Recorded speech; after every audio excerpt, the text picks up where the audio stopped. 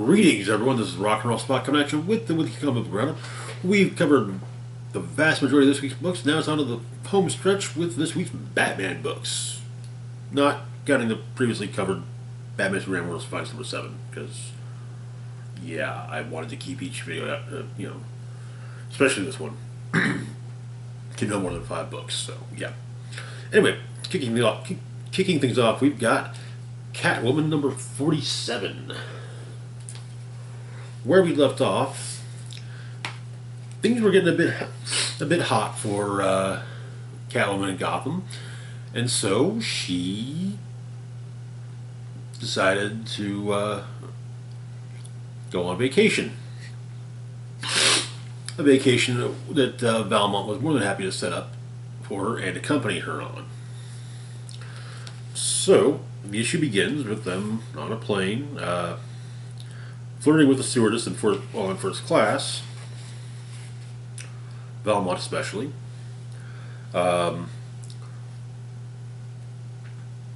Selina makes it clear that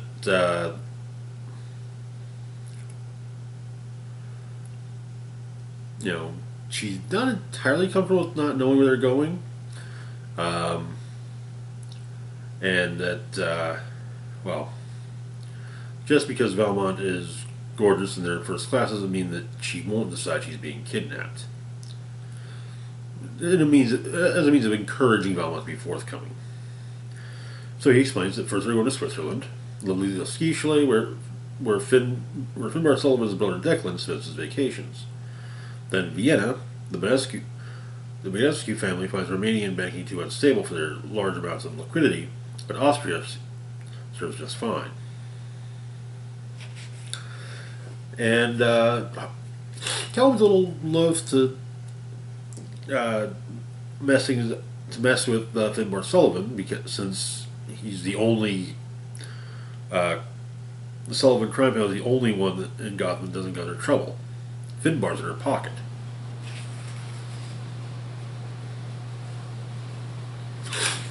But she does wish that they could be going some blood warm. So we get some info on Declan Sullivan. Boxer, like his brother, just not good at it. Few too many hits to the head. But his wife Abigail is sharp as a tack and is rumored to handle most of Declan's men, missions, and business herself. Basically, Declan is Abigail's puppet, and there's no reason she wouldn't want Finbar to make Finbar one too.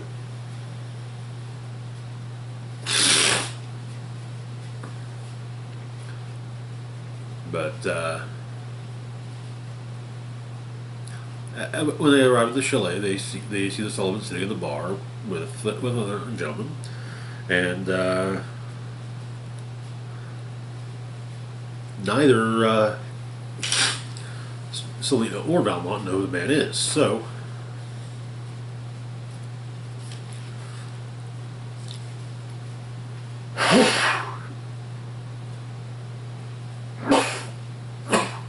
excuse me, allergies. But Dario might, so it's explained that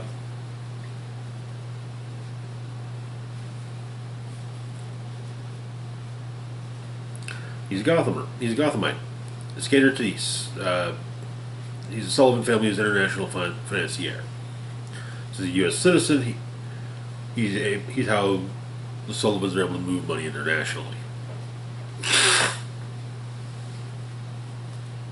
Catwoman pays him a visit to find out what he's doing there, and apparently it's explained that her reign has caused real problems for the Sullivans' other interests. The arms business won't break even this year without a cheap place to buy many guns very quickly, and typically that would be Gotham, where they're easy to get. Abigail sent a plane ticket for him, and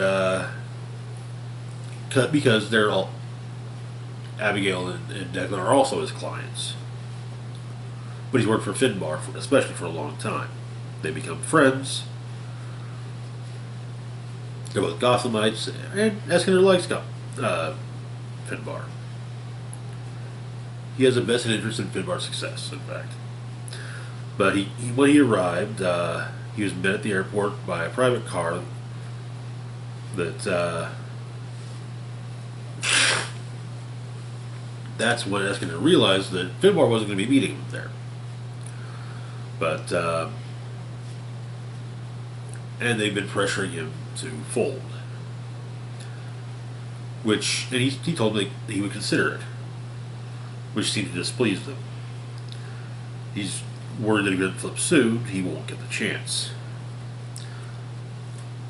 But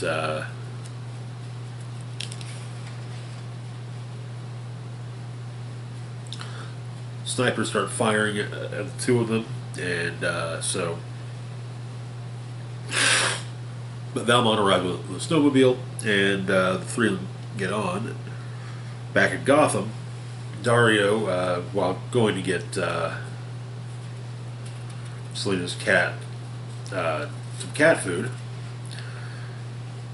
is taken prisoner by his ex-boyfriend,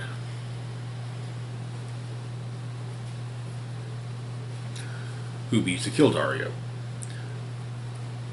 Valmont and Catwoman and Eskiner manage to escape.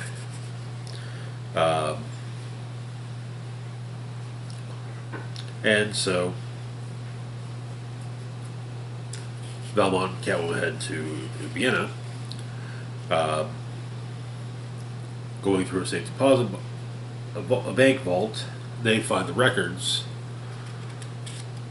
that could actually provide basically the evidence necessary to hit the Ivanescu's for human trafficking.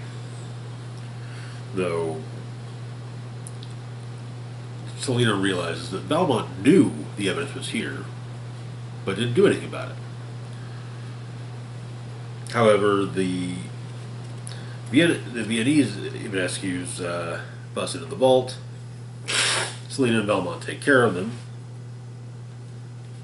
They leave with the sound of sirens, because it turns out that Valmont's contact was an Interpol. And so it would be a lot easier to steal the information. It would be a lot easier for the information to get found, if the vault was robbed. But Dario had sent a video call, or a video message to Selina explaining his predicament. And Selina explains that they gotta help Dario somehow. They're going to go to Italy to save his life, though, and that is where the issue ends. I dig it. Normally, when a character has a specific stomping ground, I'm usually I don't know. It usually feels off to have them in someplace else. Catwoman is one who fits in pretty much in most locales, due to a variety of skills that she has. So yeah, her working vacation is so far off to an interesting start. Moving on to our next book, we've got Nightwing number 96. Where we left off, Haven was burning, and Blockbuster was face to face with Nightwing, and had managed to get his mask off, revealing Nightwing to be none other than Dick Grayson. Barbara's on her way, and she sees the fire.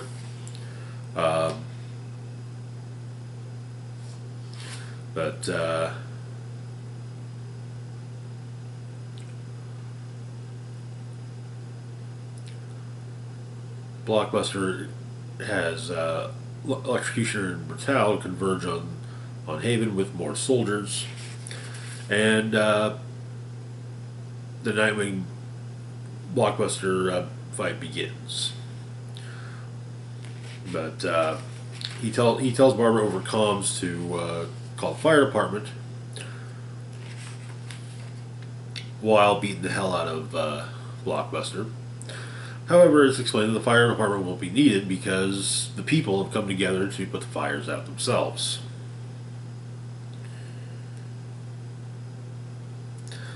But Nightwing explains to Blockbuster that all of the other operations he had going on had all been brought down. All at once. Batgirl arrives at the Haven Library with some backing from Batwoman and meets Electrocutioner, Brutal, and the soldiers they brought with them. Apparently they have some information to pass along to all of them. But Blockbuster gets kicked out of the, literally kicked out of the building through a window. One of the locals splashes a bucket of water on Blockbuster when he lands, saying that basically this place doesn't belong to him. Blockbuster gets up, heads to his car, and asks Electrocutioner to open it, but Electrocutioner refuses. Turns out, Blockbuster, Roland Desmond, owns the Bloodhaven private prison. A prison the Electrocutioner did 2 years in.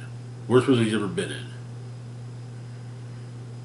Barely any food or sunlight. 2 years stuck in hell, and it turns out that was all on Blockbuster. Brutal had friends in Bloodhaven private that didn't survive the place. So he doesn't work. So Brutal doesn't work for Blockbuster anymore.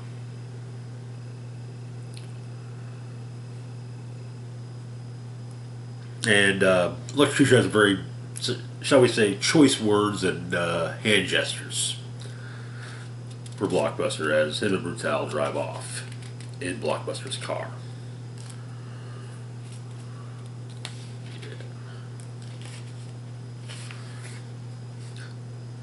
After the fire's put out, Dick tries to tell Barbara that, he loves her, but because he loves her, that's why they can't be together. But she she laughs in his face and says, to hell with that. She loves the part of Dick that wants to protect everyone, but this is a noble sacrifice that she will never accept. He kind of tries to say, but the danger. She's like, we're superheroes. We're always in danger. Adding Darkseid could attack the planet tomorrow. Kite Man can fall out of the sky at the wrong time. Trigon can step on her. But he does admit that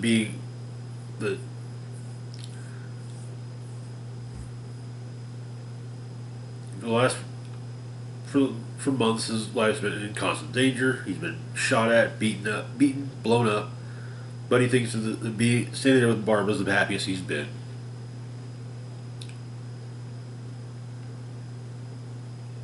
And they share a kiss. Blockbuster's on the run when Heartless shows up. This does not please Blockbuster, as well. Blockbuster thought he killed Heartless. Apparently he did, but Heartless got better. But he says, Bloodhaven was turned against you. But Blockbuster insists he'll get it back, but Heartless says he won't. Blockbuster's been the corrupt heart of Bloodhaven for a long time, but his time is up. And Heartless removes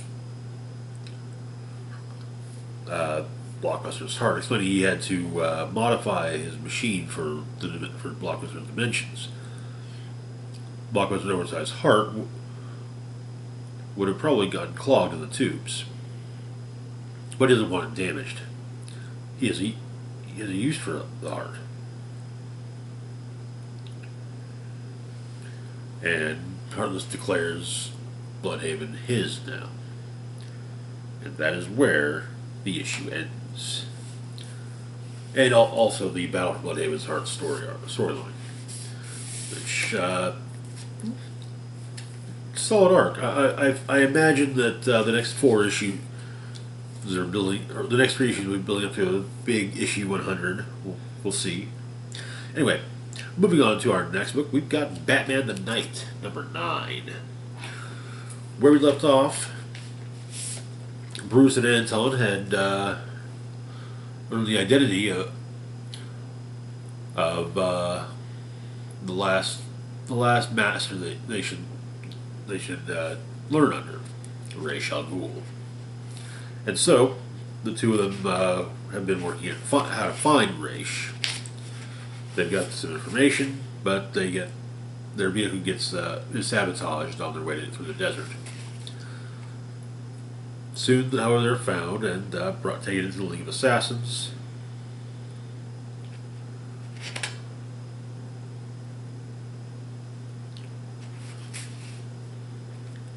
And introduced to Ra's al Ghul and his daughter Talia. This being the first time that someone didn't seek him out just to be a part of what he was doing, but to learn from him. And so he means to teach the two of them. And so their training begins.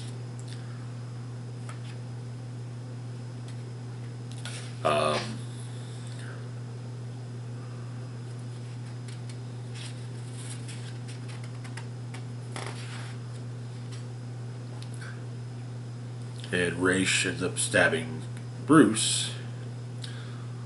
Not in any lethal manner, but Bruce utilizes some of the early gadgets for healing purposes.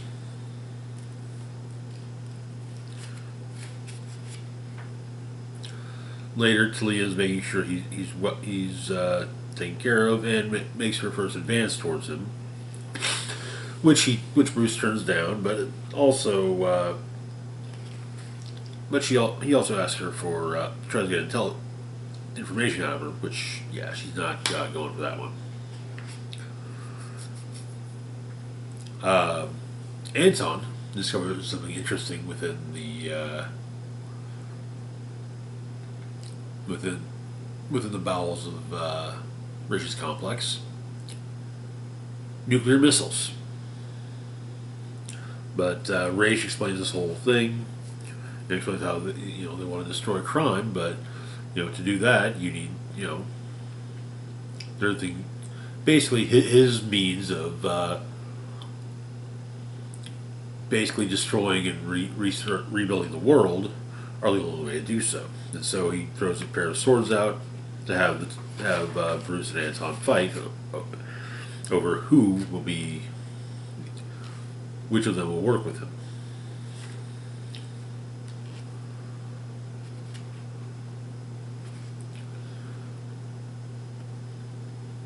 And the issue ends with the duel between Bruce and Anton about to begin in earnest. The night's getting really. I think we're actually coming up on the final issue. As I recall, it's supposed to be a 10-issue miniseries. There we go. So I'm liking where all this is heading. It's nice to see a pre-year one story. Truly showing Bruce's evolution from Bruce Wayne to Batman. It's something that over the years we've gotten little bits of here and there when it worked for the story, but seeing an entire story based around Bruce's pre-Batman days has been real nice. Anyway, moving on to our next book, we've got Batman: One Bad Day, Two-Face. This is the second in a series of one-shots, each one focusing on a specific Bat villain and showing them all. Basically, the whole concept of one bad day. The concept comes from The Killing Joke. The Joker explains to Gordon that he believes that anyone will go just as crazy as him after having to live through one spectacularly bad day. So, while the Riddler story was quite interesting and had some twists I did not see coming, this one sadly is not as surprising. So, Harvey Dent has once again gone straight, and Mayor Nakano appoints him to be the new district attorney. But with the caveat of, as soon as he even smells anything fishy, Dent's out. And things work out fine. But Dent's got his enemies. When he approaches Batman, with some information. So Harvey Dent's father, Harvey Dent, is getting close to his 88th birthday, and so the elder Dent wants a big celebration of this. He hits that milestone. He's outlived every Dent that came before him. But someone has delivered a note to District Attorney Dent by a courier,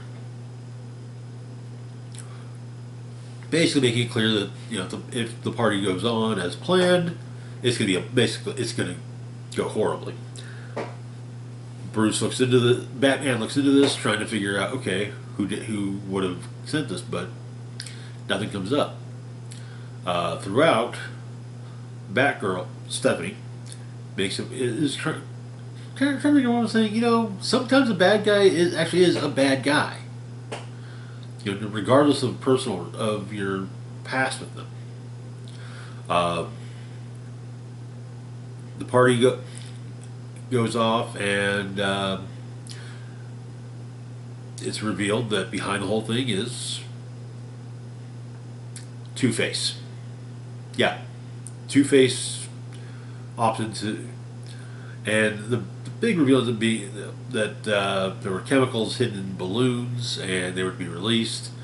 But part of the plan was to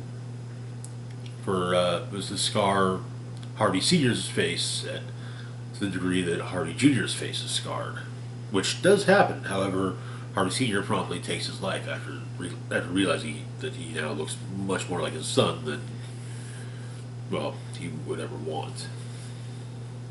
But yeah, it was all right. It was an entertaining read. It just, I don't know, just like I said, it was predictable. It's kind of nice to make a guess about a mystery and be proven wrong 20 pages later, rather than making a guess about a mystery on page 5 and then at the end realize, oh, yeah, you were right. Moving on to our last book of the week, we've got the Harley Quinn 30th Anniversary Special. Yes, it is this year is 30 years since Harley Quinn first appeared on Batman the Animated Series, and so DC is making a point of celebrating. We've got 8 separate stories, each by different creative teams, and set. I would actually say each in its own timeline. So our first story is Uncommon Bonds, which is a follow-up of sorts to the Black Label miniseries Harley Quinn and the Birds of Prey. Some acquisition agents went after the building that Harley lives in Brooklyn. Red Tool does some digging and gets a small list of specific locations they're going to be hitting, including some in Gotham. One in particular catches Harley's interest. It's Wayne Manor. In Gotham, Batman's going out for the night. Alfred explains to him that all the chips in the world won't help him if he insists on roof perching in the rain. But he gives Batman some chicken soup. It's good for combating most common colds. Seems that Alfred has one as well, and Batman insists that Alfred rest for the night. No straightening up, no cooking, just rest.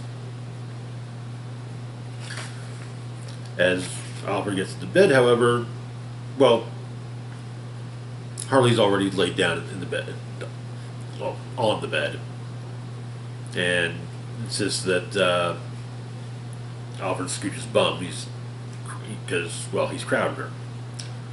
But she explains the whole situation and gets ready, and yeah, the acquisition make their way in, and with a flashbang grenade and some goggles that will protect from flashbangs but still enable night vision. Harley is able to take down the acquisition agents. Alfred then cooks a quick dinner and traces the acquisition agents. Harley leaves, saying she's still in his debt, and then she'll see Alfie Gator later.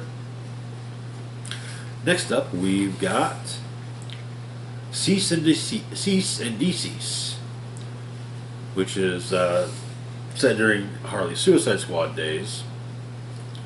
Harley's on a mission with a new member of the squad by the name of 15. Or Mr. 15. 15 Minutes Man. So, they're on Long Island. They burst in, take care of all the guards, and, well, turns out the guards were protecting a sweatshop making cheap toys of various superheroes. Also, it turns out that the explosives that 15 Minutes Man was supposed to utilize, yeah, they're wired into the clock that he's got on his chest, which he activated. So Harley rescues the kids. Place blows up. She heads home. Which brings us to our next story.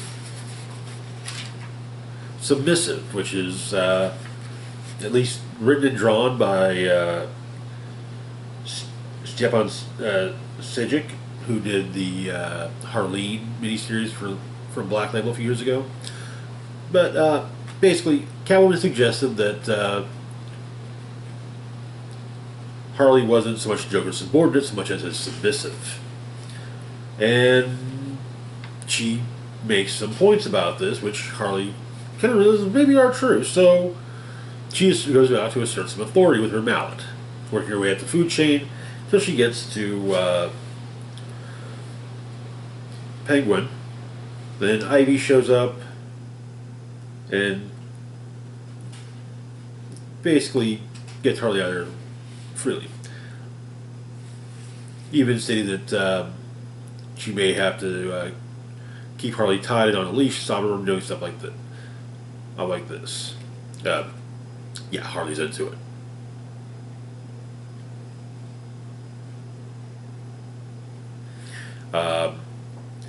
Apparently 3 days previously, Ivy was talking with Selena and explained that Harley's been really distant since the last time, since a few days ago she saw Joker getting arrested, and Selena suggests maybe she's a sub, maybe she's a bit of a sub, and she sees the Joker as a dominant presence in her life, and so we need to make someone else a dominant presence. Next up, we've got How to Train Your Hyena by the initial creative team of the currently running Harley Ongoing. A little flashback to Harley using Bud Lou to deal with some goons. Presently, Harley and Kev are at an animal sanctuary with the intention of finding Bud and Lou and rescuing and taking them back. Yeah, and Harley's asking the various animals if they've seen them. Because of course she is. Meanwhile, there's a poacher at the sanctuary. A group of poachers. Harley deals with them, and Bud and Lou find her, and also finish off the poachers. Then they also Bud and Lou leave the pack they've joined at the sanctuary to go back to Gotham with Harley.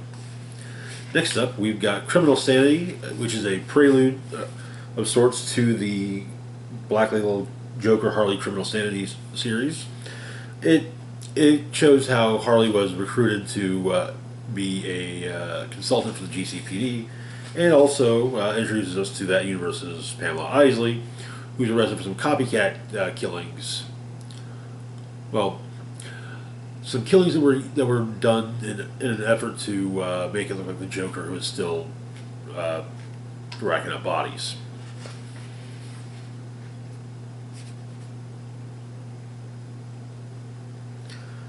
After that, Harley is made a consultant for the GCPD. Then we've got Sirens Soiree. This takes place during the Gotham City Sirens run. Harley, Ivy, and Selena are living together. They got a house. Things are quiet, but it's too quiet for Harley. So she suggests a housewarming party.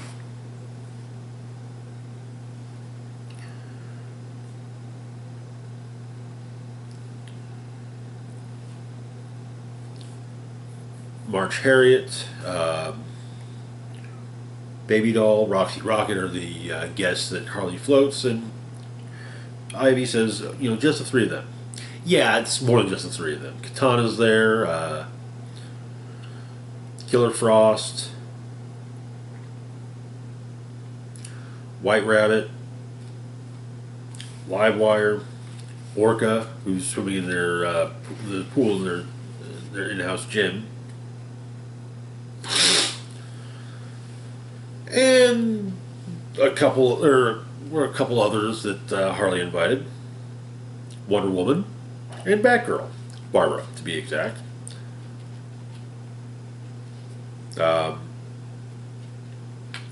With Diana asking why Barbara's there, and yeah.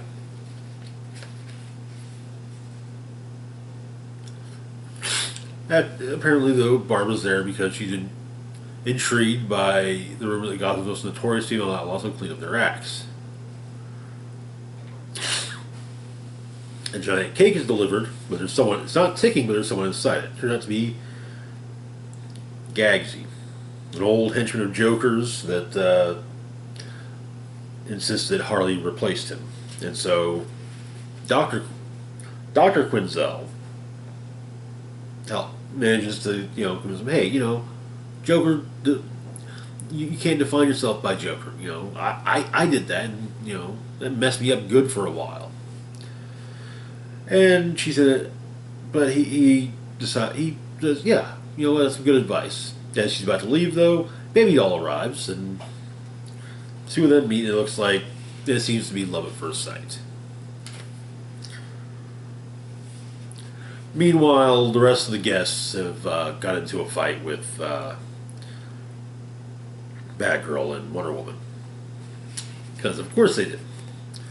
Next up, we've got A Legend is Born, which kind of comes off as like a riff on the old Conan stories, focusing on Harley.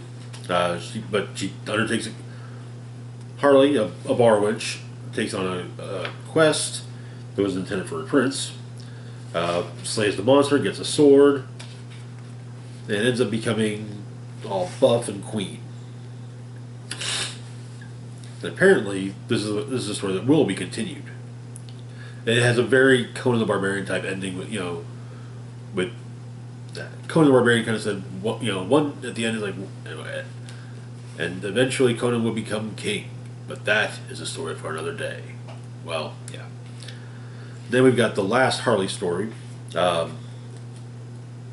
Waller sets off Harley's brain bomb, and we kind of get whoa, okay, let's explain what's going on here. Apparently, she took the brain bomb tech, Waller, put it into everybody, so that if you've got tech, well, if you do something bad, well, you start to have bad thoughts. Well, yeah, you're getting a little jolt. But Harley managed to find a way around it. Did some thieving, with the help of the Amish. Killed the squad, turned off hit the big brain bomb off button, but yeah. She still died from the brain bomb going off, from her own brain bomb going off, because she didn't actually hit the button. Then we've got Troop Harley Quinn. Harley wants to join a women's club in Gotham, but they don't think she's the right material. So she starts a Gotham Gals troop, and manages. The gals turn out great, but they cause a lot of problems. As Harley's being told that, being kicked out of the place, a lot of articles start popping up. Gotham Women's Club embezzled charity funds. Gotham Women's Club secrets revealed about its members. Gotham Women's Club is a fire hazard. Gotham Women's Club insider trading discovered. Which Harley says, if they don't accept you for who you are, reveal what they really are. Which brings us to the final story, Harley's World by Terry and Rachel Dodson. Harley being Harley, and running from Batman, dancing with the Joker, then dancing with Ivy, or like swinging on trapezes with Ivy, and eventually turns out she's standing in a cell, no makeup, seemingly living in her own world, Harley's world. That is where the issue ends. This was a fun one shot. That last one was kind of depressing. I like the nods to previous Harley minis, including Harleen, Criminal Sanity, and Harley Quinn, the Birds of Prey. And that tongue-in-cheek medieval fantasy story, that looks like it's going to be fun when it gets continued. Anyway, that is going to do it for now. As always, feel free to like, share, and subscribe. Links to my Facebook, Twitter, Patreon, and PayPal can be found in the description box down below. This is Rock and Roll Spock signing off saying, live long and rock hard.